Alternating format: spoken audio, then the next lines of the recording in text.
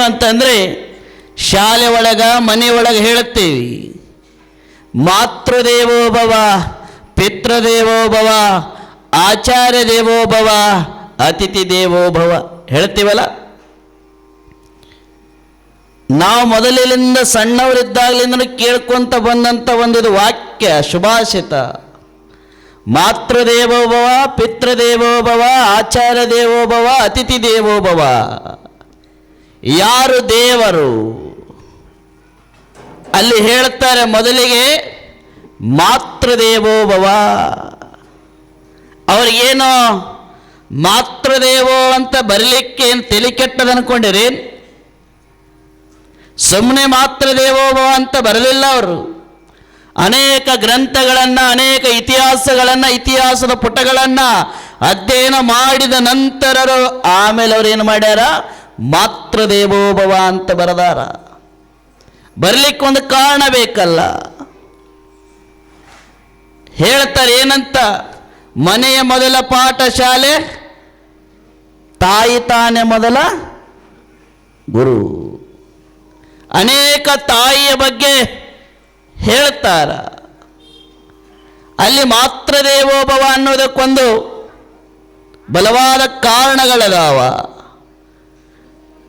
ನೀವೆಲ್ಲ ನಿಮ್ಮ ಮಕ್ಕಳಿಗೆ ಎಷ್ಟರ ಮಟ್ಟಿಗೆ ಸಂಸ್ಕಾರವನ್ನು ಕಲಿಸಿರೋ ಇಲ್ಲ ಗೊತ್ತಿಲ್ಲ. ಆದರೆ ಯಾರ್ಯಾರು ಮಕ್ಕಳಿಗೆ ಸಂಸ್ಕಾರವನ್ನು ಕೊಟ್ಟಾರಲ್ಲ ಅವರೆಲ್ಲ ಯಾವ ರೀತಿ ಜಗತ್ತಿನೊಳಗ ದೇವರಾಗ್ಯಾರ ಅನ್ನೋದನ್ನು ನಾವು ತಿಳ್ಕೊಳ್ಳೋಣ. ಒಂದು ಸಲ ಒಬ್ಬ ಶಾಲೆಯ ಶಿಕ್ಷಕ, ಯಾರೀ ಒಬ್ಬ ಶಾಲೆಯೊಳಗಿದ್ದಂಥ ಒಬ್ಬ ಶಿಕ್ಷಕ ಏನು ಮಾಡ್ತಾನಂದ್ರೆ, ಆ ಶಾಲೆ ಒಳಗಿದ್ದಂಥ 500 ವಿದ್ಯಾರ್ಥಿಗಳಿಗೆ ಆ ಶಿಕ್ಷಕ ಒಂದು ಮಾತನ್ನು ಹೇಳ್ತಾನ. ಮಕ್ಕಳೇ, ನಾಳೆ ನೀವು ಶಾಲೆಗೆ ಬರಬೇಕಾದ್ರೆ ಸ್ವರ್ಗದ ಮಣ್ಣನ್ನು ತಗೊಂಡು ಬರಬೇಕು.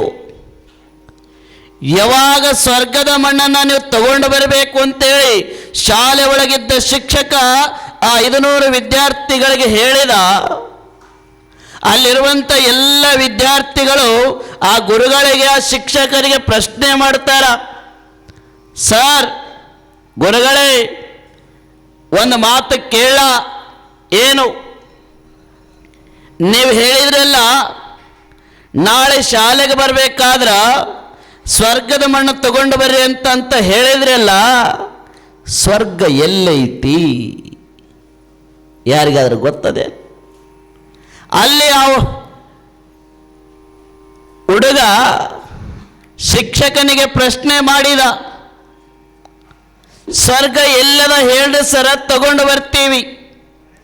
ಆ ಗುರುಗಳು ಹೇಳಿದರು, ನೋಡು, ಸ್ವರ್ಗ ಎಲ್ಲೈತಿ ಏನೈತಿ ನನಗೆ ಕೇಳಬೇಡ, ಹೋಗಿ ನಿಮ್ಮ ತಂದೆ ತಾಯಿಗಳಿಗೆ ಕೇಳು, ಅವ್ರು ಎಲ್ಲಿ ಸ್ವರ್ಗ ಐತೆ ಅಂತ ಹೇಳ್ತಾರೆ ಅಲ್ಲಿಂದ ಮಣ್ಣು ತಗೊಂಡು ಶಾಲೆಯಿಂದ ಹೊರಗೆ ಹಾಕ್ತೀನಿ.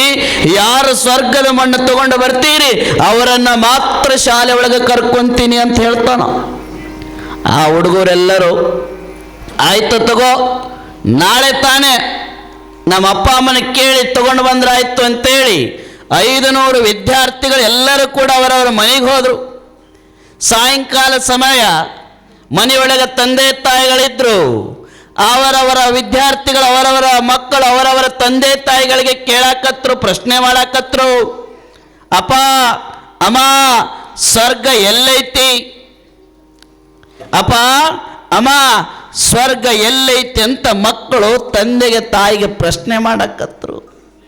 ಯಾಕ ಅಂದ್ರೆ ಅವರು ಇಲ್ಲ, ಶಾಲೆ ಒಳಗೆ ಶಿಕ್ಷಕರು ಸ್ವರ್ಗದ ಮಣ್ಣನ್ನು ತಗೊಂಡು ಬಾ ಅಂದಾರ, ಮತ್ತು ಸ್ವರ್ಗದ ಮಣ್ಣು ಎಲ್ಲೈತಿ ಹೇಳು. ಅವಾಗ ಅವರವರ 500 ವಿದ್ಯಾರ್ಥಿಗಳ ತಂದೆ ತಾಯಿಗಳು ಏನು ಹೇಳಿದ್ರಂದ್ರೆ ಮಕ್ಕಳಿಗೆ, ಏನೋ ಸ್ವರ್ಗದ ಮಣ್ಣ, ಸ್ವರ್ಗ ಎಲ್ಲೈತೆ? ನಡಿ ನಡಿ, ಮಾಸ್ತರ್ಗೆ ಏನಾರು ತಲೆ ಕೆಟ್ಟದೇನು? ನಿಮ್ಮ ಶಾಲೆಯ ಗುರುಗಳಿಗೆ ಏನಾದ್ರು ಬುದ್ಧಿಗಿದ್ದೆ ಐತೋ ಇಲ್ಲೋ? ಸ್ವರ್ಗನ ಎಲ್ಲರೂ ಸತ್ತ ಮೇಲೆ ಅಥವಾ ಲಿಂಗೈಕ್ಯ ಆದ ಮೇಲೆ ಜೀವ ಬಿಟ್ಟ ಮೇಲೆ ಸ್ವರ್ಗಕ್ಕೋ ನರಕಕ್ಕೋ ಹೋಗ್ತಾರ ಅನ್ನೋದನ್ನ ಕೇಳೀವಿ. ಆದ್ರೆ ನೀವು ಇವಾಗ ಸ್ವರ್ಗದ ಮಣ್ಣು ತಗೊಂಡು ಹೋಕ್ಕಿವಿ, ಸ್ವರ್ಗ ಎಲ್ಲೈತೆ ಅಂತ ಹೇಳಕತ್ತೀರಲ್ಲ, ಬುದ್ಧಿಗಿದ್ದಿ ಸರಿ ಇದ್ದಂಗಿಲ್ಲ ನೀವು ಮಾಸ್ತರ್ಗ ನಡಿ ಅಂತ ಬಯಕತ್ರ ಎಲ್ಲಾರು. ಆಯ್ತು, ಅವತ್ತೊಂದು ದಿನ ಅವರ ವಿದ್ಯಾರ್ಥಿಗಳು ಹಠ ಮಾಡ್ತಾ ಹಂಗೆ ಮಲಗಿದ್ರು.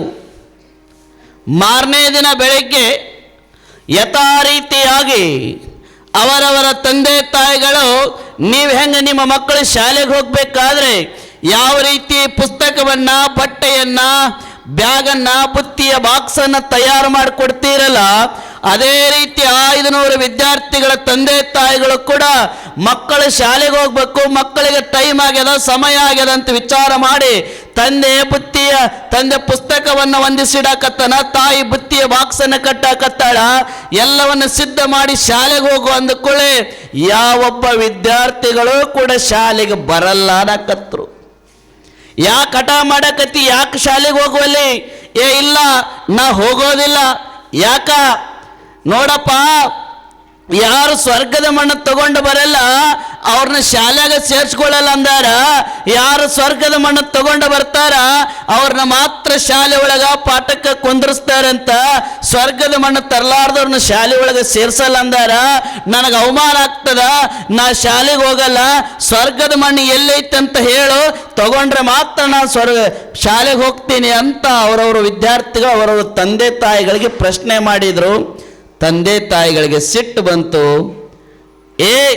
ನಡಿ, ಅವ ಯಾವ ಮಾಸ್ತರ್ ನೋಡೇ ಬಿಡೋಣ ಅಂತೇಳಿ ಎಲ್ಲರೂ ಕೂಡಿ ಅವರವರ ಮಕ್ಕಳನ್ನು ಕರ್ಕೊಂಡು ಶಾಲೆಗೆ ಬಂದರು.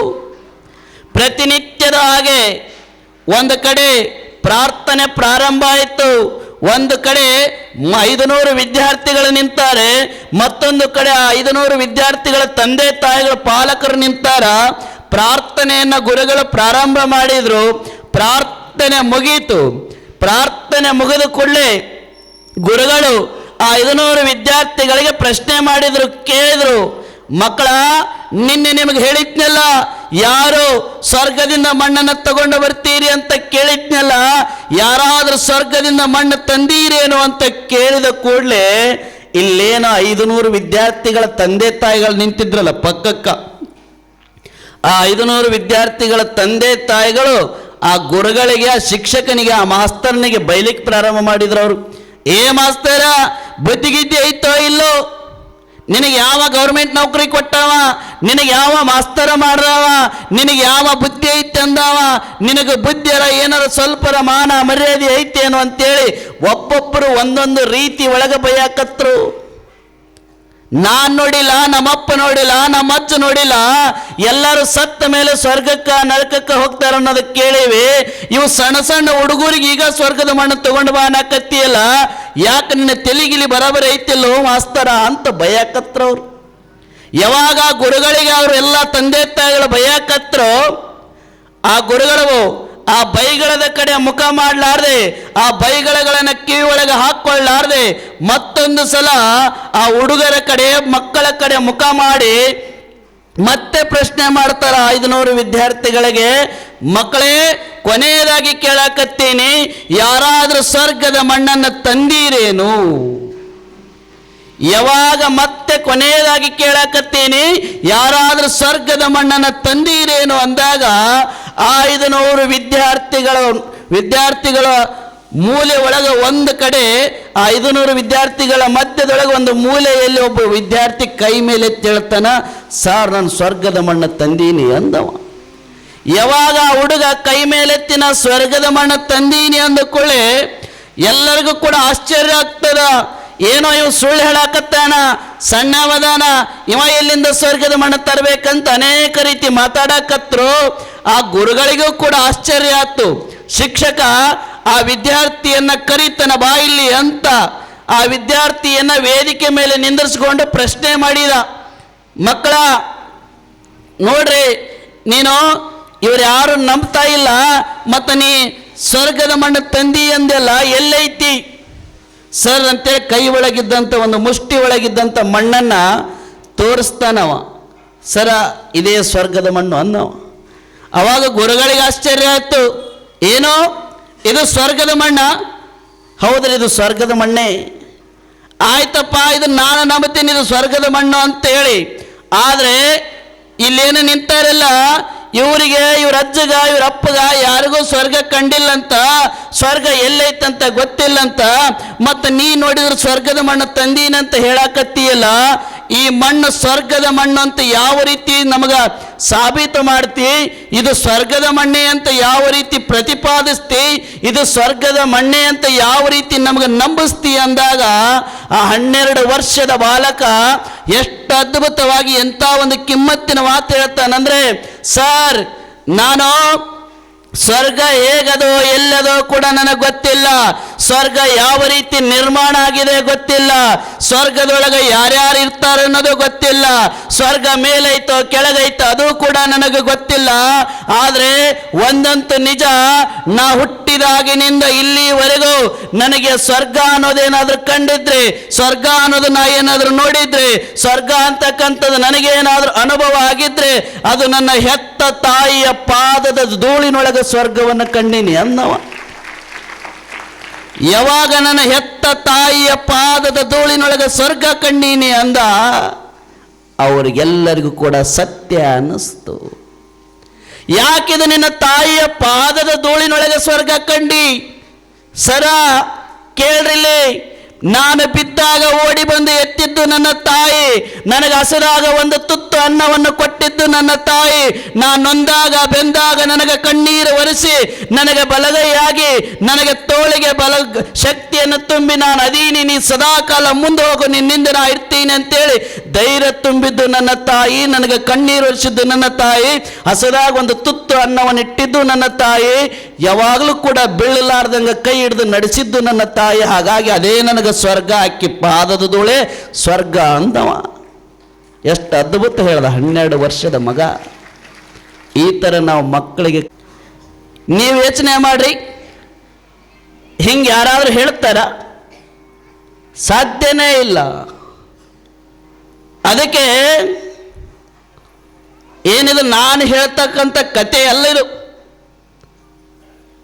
ಇಸ್ಲಾಂ ಧರ್ಮದ ಪವಿತ್ರವಾದ ಕುರಾನ್ ಗ್ರಂಥದೊಳಗೂ ಕೂಡ ಹೇಳ್ತಾರ. ಯಾವ ಧರ್ಮ? ಇಸ್ಲಾಂ ಧರ್ಮದ ಗ್ರಂಥದೊಳಗೂ ಕೂಡ ಹೇಳ್ತಾರೆ. ಕುರಾನದಾಗ ಏನಂತಂದ್ರೆ, ಜನನತ್ ಕಹಾ ಹೈ, ಜನನತ್ ಕಹಾ ಹೈ, ಯಹಾ ಭಿ ನೈ ವಹಾ ಭಿ ನೈ, ಮಾ ಕೆ ಪಾವ್ ಕೆ ನೀಚೆ ಅಂತಾರವರು ಕೂಡ. ಸ್ವರ್ಗ ಅಲ್ಲಿ ಇಲ್ಲ, ಈ ಕೆಳಗೂ ಇಲ್ಲ, ಎಲ್ಲೂ ಇಲ್ಲ, ತಂದೆ ತಾಯಿಯ ಪಾದದ ಕೆಳಗೆ ಸ್ವರ್ಗ ಐತಿ ಅಂದ್ರೆ ದೇವರದನ ಅಂತಂದ್ರೆ ಅವರು ಕೂಡ. ಅವ್ರು ಹೋಗ್ಲಿ, ನೀವೆಲ್ಲ ಕೇಳ್ತಾ ಬಂದಿರಿ ಏನಂತ? ರಾಮನ ಹೆಸರು ಕೇಳಿರಲ್ಲ, ರಾಮಾಯಣ ನಿಮಗೆ ಗೊತ್ತದ. ಆ ರಾಮಾಯಣದೊಳಗೂ ಕೂಡ 10 ತಲೆಯ ರಾವಣನನ್ನ ಕೊಂದು ಲಂಕೆಯನ್ನ ಸುಟ್ಟು ಸೀತೆಯನ್ನ ಕರ್ಕೊಂಡು ಬರಬೇಕಾದ್ರೆ ರಾಮನಿಗೆ ಲಕ್ಷ್ಮಣ ಹೇಳ್ತಾನೆ ಏನಂತ? ಏನು ಹೇಳ್ತಾನೆ ಹೇಳ್ರಿ? ಲಕ್ಷ್ಮಣ ರಾಮನಿಗಂತಾನ, ಅಣ್ಣ ಇದು ನೋಡಿದ್ರೆ ಬಂಗಾರದ ಕೋಟೆ ಐತಿ ಶ್ರೀಲಂಕಾ, ಅಲ್ಲಿ ನೋಡಿದ್ರ ನಮ್ಮ ಅಯೋಧ್ಯೆ ಬರೀ ಕಲ್ಲಿನಿಂದ ಐತಿ. ಆ ಕಲ್ಲಿನ ಕೋಟೆ ಒಳಗೆ ಹೋಗಿ ಏನು ಮಾಡೋದೈತಿ? ಈ ಲಂಕೆಗೆ ನೀನು ರಾಜ ಆದೆ ಅಂದ್ರೆ ಈ ಬಂಗಾರದ ಕೋಟೆ ಒಳಗೆ ನೀ ಭಾರಿ ಇರ್ಬೋದು, ಮೆರಿಬೋದು ಅಂತ ಲಕ್ಷ್ಮಣ ಕೇಳಿದಾಗ ರಾಮ ಒಂದು ಅದ್ಭುತವಾದ ಮಾತು ಹೇಳ್ತಾನ, ಜನನಿ ಜನ್ಮಭೂಮಿಶ್ಚ ಸ್ವರ್ಗಾದಪಿ ಗರಿಯಸೆ, ಜನನಿ ಜನ್ಮಭೂಮಿಶ್ಚ ಸ್ವರ್ಗಾದಪಿ ಗರಿಯಸೆ. ಹೆತ್ತ ತಾಯಿ ಹೊತ್ತ ನಾಡು ಸ್ವರ್ಗಕ್ಕಿಂತ ದೊಡ್ಡದದು, ನಾವು ತಿಳ್ಕೊಳ್ಬೇಕು. ರಾಮ ಹೇಳ್ಯಾನ, ಗ್ರಂಥಗಳೇ ಹೇಳ್ಯಾವ, ಅನೇಕ ಉದಾಹರಣೆಗಳದಾವ. ತಂದೆ ತಾಯಿಯ ಸ್ವರ್ಗ ಇದ್ದಂಗ, ತಂದೆ ತಾಯಿಯ ದೇವರಿದ್ದಂಗ. ನಿಮ್ಮ ಮಕ್ಕಳು ಎಷ್ಟು ಜನ ನಮಸ್ಕಾರ ಮಾಡ್ತಾರೆ ನಿಮ್ಗೆ? ಬೆಳಗ್ಗೆ ಎದ್ದುಕೊಳ್ಳಿ ನಮಸ್ಕಾರ ಮಾಡೋದಿರಲಿ, ಜರ ಎದ್ದು ಸಾಲಿಗೆ ಹೋದ್ರೆ ಸಾಕಾಗ್ಯಾವು, ಹೌದಲ್ರಿ? ಯೋಚನೆ ಮಾಡ್ರಿ ನೀವೇ. ಅವು ಯಾವಾಗ ನಮಸ್ಕಾರ ಮಾಡ್ತಾವೆ ಗೊತ್ತಾ? ನಾನು ನೋಡ್ತೀನಿ, ಹುಟ್ಟೊಬ್ಬಕ್ಕೆ ಒಂದೇ ಸಲ ನಮಸ್ಕಾರ ಮಾಡ್ತಾವೆ, ಒಳ್ಳೆ ಶಿವಾಯನವ. ನೀವು ಹಂಗಾದಿರಿ, ಏನು ಮಾಡ್ತೀರಿ ಹೇಳೋಕ್ಕ? ಅವು ಇನ್ನೂ ತೊಟ್ಲಾಗಿರ್ತಾವೆ. ಎದ್ರಾಗ ತೊಟ್ಲು ನಿಮ್ಮ ಮನೆಗೆ ಅದಾವೆ, ನನ್ನ ಮನೆಗೆ ಅದಾವೆ? ಹೇಳ್ರಿ, ಅವು ಬಾಯ ಬಿಡ್ರಿ. ಬರೋದು ಈಗ ಬಂದಿರಿ, 2 ಶೋ ನೋಡಿ ಧಾರಾವಾಹಿನ. ಏನನ್ಯಾನ ಅಲ್ಲ, ನೆನಪಿರ್ತದ ಅವಾಗ ಅವಾಗ ನೀವು ಇಲ್ಲದಿಲ್ಲ ಅಂತ ಕೇಳ್ತಿರ್ತೀನಿ ನಾನು. ನೀವೇನು ಕಲ್ಸಕತ್ತೀರ ಅಂದ್ರೆ ರಾಮನಂಗ ಅಥವಾ ಇನ್ಯಾರೋ ಹಂಗೆ ಕಲ್ಸಕತ್ತಿಲ್ಲ ನೀವು. ಅವು ನಮಸ್ಕಾರ ಮಾಡಾಕತ್ತಿಲ್ಲ. ಯಾಕಂದ್ರೆ ನಾನು ಆಮೇಲೆ ದೊಡ್ಡ ಸಂಶೋಧನೆ ಮಾಡಿದೆ. ನಾನು ಎದಕ್ಕೆ ಈಗಿನ ಹುಡುಗರು ನಮಸ್ಕಾರ ಮಾಡಲ್ಲ? ಯಾವ ಕಾರಣಕ್ಕೆ ತಂದೆ ತಾಯಿಗಳಿಗೆ ಸರಿಯಾದ ಗೌರವ ಕೊಡುವಲ್ಲು? ಅಲ್ಲ, ಹುಡುಗರು ತೊಂದರೆ, ಹುಡುಗರದ್ದು ಏನೋ ಪ್ರಾಬ್ಲಮ್ ಇಲ್ಲ, ಹುಡುಗರ ಸಮಸ್ಯೆ ಅಲ್ಲ ಅದು. ನೀವೇನು ಮಾಡ್ತಿರಲ್ಲ, ಅವು ಸಣ್ಣ ಇರ್ತಾವೆ, ಇನ್ನು ಚೊಣ್ಣ ಹಾಕ್ತಿರಲ್ಲ, ತೊಟ್ಲಾಗಿರ್ತಾವೆ ಅವು. ಅವಾಗ ಹೇಳ್ತಿರ್ತೀರಿ, ಏನು ಹೇಳು, ನಿಮ್ಮ ಮಾವ ಬಂದ ಜಾಡ್ ಸೆದಿಗೆ ಒದಿ ಅಂತ. ನಿಮ್ಮ ಮತ್ತೆ ಅದಾವ ಜಾಡ್ ಸೆದಿಗೆ ಒದಿ ಒದಿ ಒದಿ ಒದಿ ಅಂತಿರ್ತೀರಿ. ಅವು ಒದಿಯಲ್ಲ, ಕುಡ್ದು ಬಂದು ದೊಡ್ಡವಾದ್ಮೇಲೆ ಎದಿಗೆ ಒದಿತಾವು. ನೆನಪಕ್ಕತ್ತವಕ್ಕೆಲ್ಲ ನಿಷೇಧ ಇದ್ದಾಗ.